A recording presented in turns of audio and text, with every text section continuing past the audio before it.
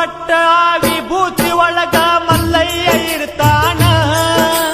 ಮೂರು ಬಟ್ಟ ವಿಭೂತಿ ಒಳಗ ಮಲ್ಲಯ್ಯ ಇರ್ತಾನ. ಹಣಿಮ್ಯಾಗ ಹಚ್ಚಿದ ವಿಭೂತಿ ಬೆಳಕಲ್ಲಿ ಕುಲು ಕುಲು ನಗತಾನ. ಮಲ್ಲಯ್ಯ ಕೈ ಮಾಡಿ ಕರಿತಾನ.